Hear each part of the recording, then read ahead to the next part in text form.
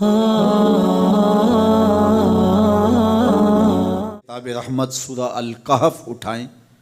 اللہ تعالیٰ نے ایک واقعہ بیان کیا ہے حضرت موسیٰ اور حضرت خضر علیہ السلام کا، کہ حضرت موسیٰ علیہ السلام عزم مصمم کر کے جب چلے تو اللہ فرماتا ہے کہ ہم نے حضرت موسیٰ علیہ السلام کو جس بندے کی نشانی بتائی تھی وہ بندہ ان کو وہاں مل گیا۔ سفید چادر اوڑھے حضرت خضر علیہ السلام وہاں لیٹے ہوئے تھے، تو یہ جا کے ان کے پاس کھڑے ہو گئے کہ حضرت میں آپ کی خدمت میں اس لیے آیا ہوں کہ اللہ نے آپ کو جو خصوصی علم عطا کیے ہیں میں ان کو سیکھنے کی غرض سے آپ کی چوکھٹ پہ آیا ہوں۔ کہا تم میرے ساتھ صبر نہیں کر پاؤ گے، معاملے مشکل ہیں، سفر دشوار ہے، منزل کٹھن ہے، اور میرے معاملات ایسے ہیں کہ تم اعتراض کرو گے اس کے بغیر تم رہ نہیں سکتے۔ حضرت موسیٰ علیہ السلام نے کہا اگر اللہ نے چاہا تو آپ دیکھیں گے میں صبر کروں گا اور آپ کے کسی حکم کی کسی کام کی میں نافرمانی نہیں کروں گا، کسی کام کا انکار نہیں کروں گا۔ کہا کہ اچھا شرط یہ ہے کہ جو میں کروں اس پر تم اعتراض نہیں کرو گے، سوال نہیں کرو گے یہاں تک کہ میں خود ہی نہ بتاؤں۔ تو کہا کہ یہ شرط ٹھہری، میں کوئی بات نہیں کروں گا۔ فانطلقا، دونوں چل پڑے، دریا کے پار جانا تھا۔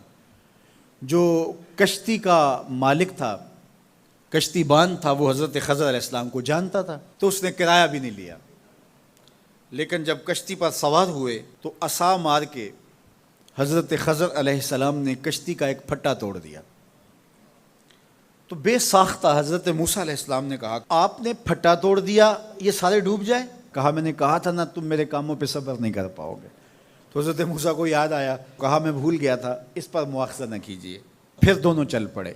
بچے کھیل رہے تھے، ایک خوبصورت لڑکا وہ بھی بچوں میں کھیل رہا تھا۔ حضرت خضر آگے بڑھے اور اس کی گردن مروڑ دی، اس کو قتل کر دیا۔ صاحب شریعت تھے حضرت موسیٰ علیہ السلام، نہ رہ سکے، پھر بول پڑے ایک جان کو بغیر کسی جان کے بدلے میں قتل کر دیا، اس نے گوایا کیا تھا ہمارا؟ آپ نے بہت ہی جو ہے وہ غلط کام کیا، یہ کام اچھا نہیں کیا آپ نے۔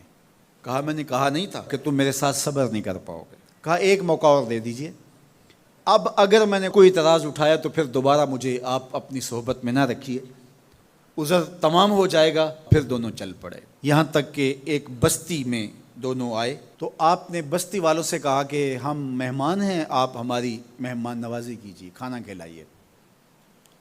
تو انہوں نے انکار کر دیا، کہا کہ ہم تو آپ کو بلایا نہیں ہے، آپ خود آئے ہیں، آپ اپنے کھانے کا خود انتظام کیجیے۔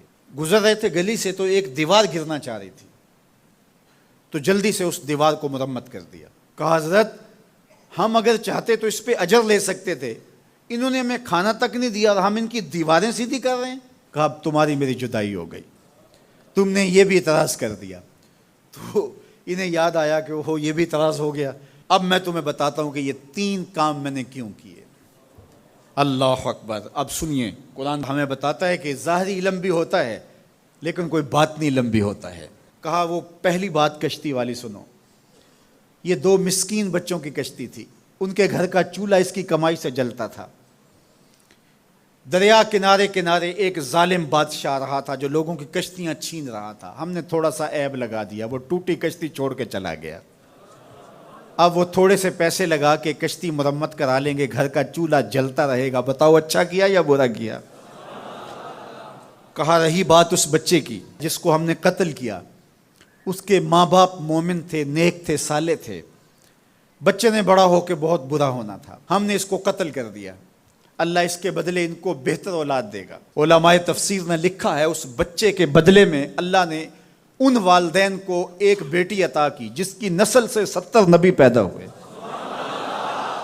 دیوار کی کہانی بھی سن لیجئے، یہ شہر کے 2 یتیم بچوں کی دیوار تھی اور اس کے نیچے ان کا خزانہ تھا اور ان کا باپ بڑا نیک تھا۔ خزانہ دیوار کے نیچے ہے، دیوار گرنا چاہ رہی ہے، کسی معمولی دھکے سے گر جاتی۔ 2 ہی صورتیں تھیں، یا وہ بچے خود اپنا خزانہ اٹھا لیتے یا لوگ اٹھا کے لے جاتے۔ لوگ اٹھا کے لے جاتے پھر بھی ہاتھ میں کچھ نہ آیا، اور اگر وہ خود اٹھا لیتے تو بچے ہیں، بچپنے کی وجہ سے وہ اس کو اڑا دیتے۔ تو ہم نے اس کے اوپر دیوار کھڑی کر دی، جب تک وہ اس قابل نہیں ہو جاتے کہ یہ خزانہ نکال کے اس کو صحیح مصرف پہ لگا سکیں اتنی دیر تک دیوار گرے گی نہیں۔ اللہ اکبر، وہ کسی وجہ سے دیوار قائم رہے گی، اور جب وہ اس عمر کو پہنچ جائیں گے جس عمر میں وہ اس خزانے کو سنبھال سکیں گے، تو پھر دیوار خود بخود گر جائے گی اور یہ خزانہ نکال کر کے اپنے کام پہ لے آئیں